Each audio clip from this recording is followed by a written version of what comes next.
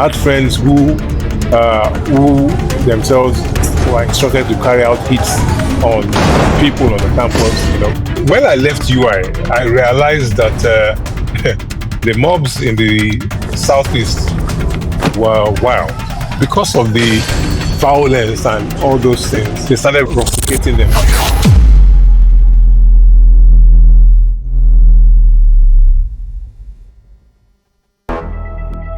From the University of Ibadan, and in the early 1980s, Mr. Yemi Faloye was not looking for trouble. He was looking for his people. Every weekend, he made the trip to Ife, to the parties, to the friends, to the social scene that felt like home. And that is where he first noticed something he could not explain.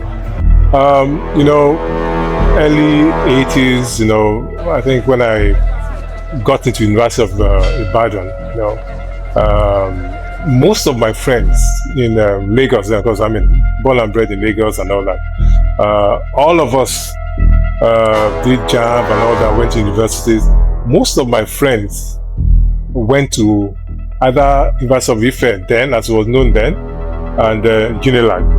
I think I was the only one that came to UI. So, in the course of that, of course, every weekend, just to continue, socializing, I would go to University of Ife, which was closer than going down to Lagos all the time, So, the course of my quote unquote trips to Ife, the parties and all that, I realized that a lot of my friends in Lagos, from Lagos then, they were controlling the social scene in Ife. But I just noticed that, there was this sort of quiet bond, between them and, some other guys that I wouldn't expect them to bond with. Probably because not from the same social background or financial background or something, but I just realized that they bonded with those guys, and that was strange to me. Of course, with time and my continuous trip in there, I now realized, one of them telling me that they were in the course. Then we knew, we'd heard about different cults around, but this one was new to me. And I realized that so that is why they had this connection with people I didn't even expect them to have that connection with. Were these guys scary? Were they scary? Were they tough? What was it about them? Yeah, well, they were not scary. They were just normal, regular guys, like me, but quite popular. Not scary, he said. Just normal guys like him, he thought. So, was this what made Yemi interact with cultists? Because they look like him? Or is there more? Interacting with these guys on a social level, and realizing that they had a second, should I say, realm or something. They were operating it. It got me so curious, and certain events, because a lot of my friends there in Ife were in the confraternity then, so that got me curious, and I said, how they were able to juggle the two. Now things began to get interesting. Yemi enjoyed the social scene he observed, and slowly began to make a choice. He got interested in his curiosity, the realm he said he saw his friends operate at, and this created a wanting to belong. In my case, I felt, pressure. I wanted to, join you guys who were doing voodoo. I wanted to happen and stuff like that, But in your case, is it peer pressure? Wanting to belong. I won't even say it's pressure, because nobody actually pressured me that you have to this and that. So I wanted to belong, because I looked at these guys these guys are rockers. They're also in this brotherhood, and then I couldn't reconcile it. So that really caught my eye. I was curious, I was stupid then, but I was curious. That's usually what happens with everybody. Yes, because part of things that intrigued me there, the regimentation.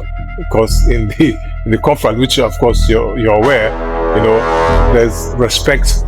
There's respect. There's hierarchy, and respect. I remember even before I joined, and I had an issue with a member, in Ife. Then there's a business dispute, so after I think it was a long vac or something like that, we all went back to Lagos, and then I heard that I hadn't joined then. I heard that he was trying to, take me out because of the disagreement we had and everything. So I told a friend of mine who lived with me, who was also a member, also lived in Apapa with me, and I told him, look, this is what this guy was trying. He got so annoyed and everything, and fortunately, he was higher than the guy. Was regimes higher than the guy in Ife. And the guy, there was not like mobile phone and everything then. I think he used his landline or something. I called the guy and warned him not to try it, because I found out later that because then people thought I was even in UI. Well, Ife, but I was spending so much time there. And because I found out later that they were, should I say, grooming me or hoping that I would join, this guy puts a call to this guy who wants to carry out the hit on me and warned him. I told him to stay back and don't touch me and everything. And that was it. I mean, all of a sudden, the guy just piped down, changed his, just calmed down. I noticed that he just mellowed and he fell in line. So that simple move and everything also caught my eye. He had a friend who knew, a close friend, already inside the world Yemi was being drawn toward. That friend told him, don't. Yemi heard it. He did not listen. He would later understand why the friend had spoken, but later was too far away. He was initiated, not pressured, not trapped. He walked in through curiosity and the hunger to belong. But what he did not know, what none of them knew when they took that drink and made that oath, was that something far older and darker than a university brotherhood had just written its name on his life. There was supposed to be an initiation of new members, and my guys in Ife, told me about it and recommended me. So he sought me out in the University of Ibadan. Told me, they had already decided this and all that, and so he sought me out in Ibadan, and then I was initiated and all that, The moment it was over, the initiation, the drink, the oath, something inside him spoke, not loudly, not in words he could name, just a feeling. Like when you step off a cliff and you haven't landed yet. He knew, but he continued anyway. When I joined the mob, the moment the initiation was completed, I started having this feeling, like when you watch these cartoons and you see this angel here and then you see the devil with his fork, so this one will be talking, someone will be talking, so it was that used to play on my mind a lot. As Yemi said, it all played in his mind, like, what have I done? Especially at the point of the initiation, when they were given all sorts of things to drink, to put in their body just so they could join this cult. We were giving concussions, which we called the RBW those days. And we didn't even remember. You lose your mind when you start drinking these things. Of course, being the Don and carrying out the initiation later, I got the person, the Pastor Gloria, who came in to mix it, so I knew what was inside. Of course, before initiation, of course, you don't know what's inside, but when you come in, you know what's inside. Now he was in. Yemi was part of the confraternity. The world of violence, and him being part of things like hits, the tensions, the violence. This was his world. What kind of things could inspire a hit? Because when I became Don, if I remember correctly, there was a friend of mine who I was asked to hit. He was even a friend. He had stolen somebody else's gold, or somebody suspected he had stolen, and I got that hit all the way from the UK. Well, number one, what you've just said is an example. Number two, somebody disrespecting a son or your don, somebody, cheating the son out of a business, or maybe somebody playing around with a son's quote unquote maybe girlfriend, and those are no-go areas, and so those kind of things. Right now, of course, there are mundane things there, but because when you're in a brotherhood, quote unquote, like that, you have this kind of mob mentality that if somebody steps on your toe, you can just call your brothers. He wanted to graduate and hand over. He was counting down. He was almost out. Then the confraternity made a decision he wasn't asked about. The old Don had to go. The scroll had to change hands. And Yemi, whether he wanted it or not, was the next Don.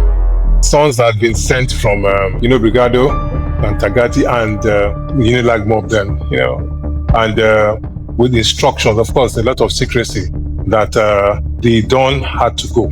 It was non-negotiable, and that I was to be made the Don.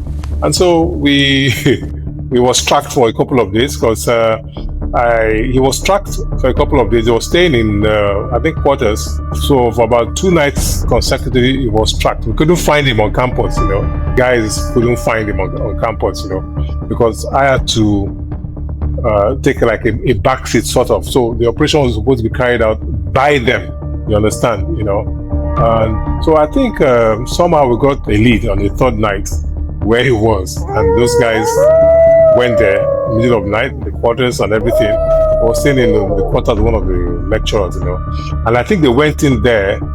I don't know if he had gotten a hint from maybe any of his pals. He came from Tagati then, that look, this was going to happen, and everything. And I think for what I was told, because I was to take over, I couldn't lead I couldn't be in front of queue. So they went to meet him in his room, in the quarters, and cornered him there, and they asked for the scroll, and I think he tried to give some story, or that the scroll wasn't on him, this and that. I think he was taking, what I heard, I think they bundled him, they must have did some things to him, and they bundled him, took him to where he said the scroll was. He got the scroll, gave it to them, and that was it. And from then on, I can tell you, we never saw him again. He was a student in the University of Ibadan, but I think he was so shocked at what happened and what those guys were prepared to go, the extent they was prepared to go through, and probably what they did. I wasn't there, but what they did to him that night. He didn't want to experience that again. He never came back to the University of Ibadan again. I think he probably went back to Unilorin, but he was the Don now. The scroll was his, and the world that came with it was not the world they had described to him in the beginning. It was not business ties and brotherhood and social currency. It was acid poured into a brand new car engine at midnight. It was a friend who casually mentioned he had carried out a hit. It was inter-mob wars in the Southeast, where graduates of the same universities were killing each other over oaths they'd made when they were teenagers. This was his life now, witnessing all kinds of violence. Well, one I witnessed was more of one of the sons then had stepped on the toes of another person in another conference. I can't remember what was it about pirates. So I can't remember, And in the middle of the night, they come to this guy's house in quarters, open his. They didn't even touch him. Just opened his brand new Passat he had brought them to campus. It was in a car in Ife there. Opened the engine and poured acid into the engine and destroyed the vehicle. I mean, poured acid, and when you pour acid in the engine block, the vehicle is gone. And that was a brand new vehicle he brought. His parents gave him to bring to Ife then, and then of course I heard stories about hits. I had friends who themselves were instructed to carry out hits on people on the campus. I wasn't there physically, but they told me, and so I'd heard stories, then, but that is just be curious. And when one of my friends told me he himself was a hitman, I just couldn't marry it, because I just looked at him more of we are rocking from Lagos, we are rocking to when if and I were rocking, and so you can actually do this, So yeah, there were, and because of, especially in Ife, because of the violence and all those things, they started rusticating them. I had a friend. It was actually a classmate of mine in the high school. He was in Benin. He was in the Benin. I don't know if he was in Mafia or Black Axe or one of the other groups, but he was killed during such a heat. He was killed. So people lose their lives during such a heat. It's quite rampant. When these things, people get heated, and just like you said, a lot of these things, they're inducing all kinds of things with the things you drink. Because when we used to drink that Russian barbed wire, we will go wild. You lose yourself. You can go and kill somebody without knowing what you're doing. That was the whole idea. Because every bad substance, because I was also done for a while, I can also say that, I knew to an extent, what was being made, not too much, but I know that there was things like India hemp put in that drink. There was all kinds of things there. And so just picture that today. By the time when I left UI, I realized that the mobs in the southeast were wild. Unipods, Uni-Yo, University of Yo, there wasn't any Unical then. Those mobs were wild. This is your head. People lose their lives, and it was a different level. You find inter-confrat wars, which are the dangerous ones. And unfortunately, nowadays it's so rampant. And when I hear anybody, it's a no-go area, because the way they handle it now it's even more dangerous than how it was for us then. Extremely dangerous. Yemi was beginning to find out, with all the violence happening around him, that the life he chose wasn't all that. That what he joined was a mistake. To say, I want you to speak to a young person who is considering, participating in this type of things and doesn't know the implication. What do you think they are going to get themselves into? Big. It's a deep hole. You can't, especially when you're on campus, you can't come out of it, because when you make the big mistake getting in, maybe through curiosity, this feeling or whatever visible for them, to get out is usually very, very dangerous. In fact, very, very difficult. You hear about people who are hit by their own members because they feel that you're slacking. You want to get out of everything. It's dangerous, and when you're in a conflict, your life is taking over.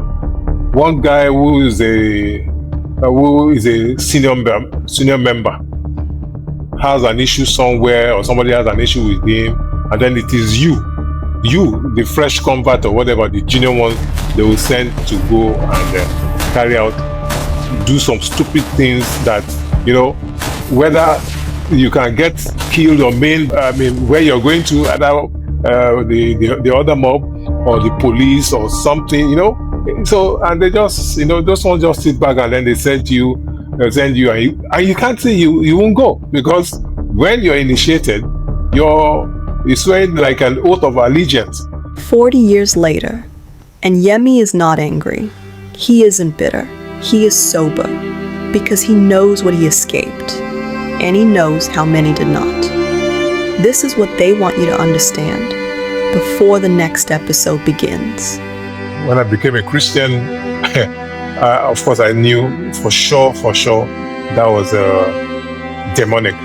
Your like blood oath, demonic, So, and I won't wish that on any young guy now. No. It's crazy. It's that's the way to me. That's the way the devil just uses, tries to play with the future of these young ones.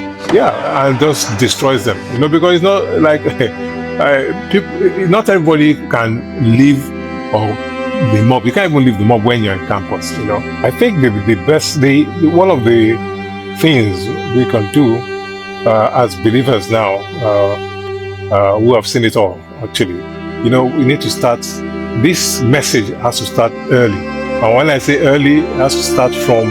You need to take this message to like maybe junior secondary schools, like that, because that's when people start forming cliques and things like. And when you start forming cliques, that's what graduates. By the time you get to university, that's what graduates into.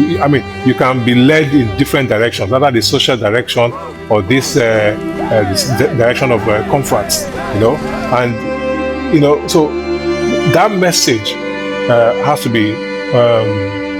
has to be transmitted early enough. Also, we have a responsibility, like somebody like me now. Growing up, I was going to church, but I didn't go to Sunday school or children's church or something like that, So, because I'm sure if I did, I've been able to recognize as growing up what was evil, and to be able to at least quickly recognize it and then be able to like step back despite the peer pressure, because we need to teach these young ones, bring them up in the way they should go, and understand. We need to teach them early, because when the mistake is made, when that's not done and the mistake is made, and they actually get into a conflict, it's so difficult for them to come out, and you find out that that trajectory, and that's what I will always tell any young one to, your life, once you make that mistake, joining the trajectory, the paths God has set for you, which is a path for progress and everything, you are derailed. In the next episode, he had graduated. He had told himself, once I'm out, I'm free. He had counted down the days. He handed over the scroll. He packed his bags. He left Ibadan. And the world he thought he had left was already in Calabar, waiting for him to arrive.